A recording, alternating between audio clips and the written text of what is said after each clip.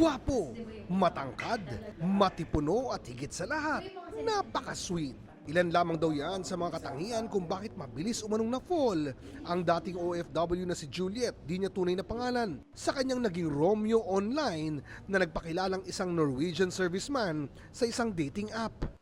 Maputi po siya, sir. Maputi, medyo blonde po yung buhok niya. Maganda yung mata niya, parang blow-blow.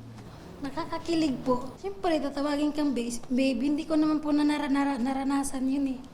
Pero sa paglipas ng panahon, napansin daw ni Juliet na nagiging masyado na munong mausisa ang kanyang online Romeo. Hihiningi niya yung full name ko, magkano ang sahod ko sa isang buwan. Tila allergic din umano sa tawag o video call. Lalo na raw siyang nagduda nang dumating sa punto na nanghihingi na ito ng pera at nang sabihin niyang wala siyang perang maibibigay. Sinabihan pa niya ako, mangutang ka sa amo mo, sabihin mo emergency. Sa puntong ito, napagtanto raw ni Juliet, hindi ito true love, kundi love scam. Kaya akala ko totoo po siya, yung pala scammer. Di baling pangit na siguro. Totoo yun. Pag sobrang pogi, mahirap.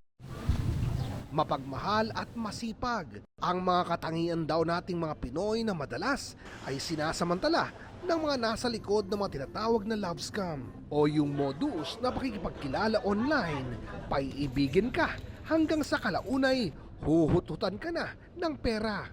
Hindi no, ang Pilipino masipag magtrabaho kaya maraming ipon. Kaya tinatarget tayo. Sa datos ng Cybercrime Investigation and Coordinating Center o CICC, tuwing Pebrero tumataas ng hanggang 15 na Pinoy kada araw ang nabibiktima ng love scam. Kaya importante raw na maaga pa lang madetect na ang mga red flag o mga sinyalis na baka love scammer na ang kausap nyo. Red flag number 1, ang litrato. Too perfect to be true.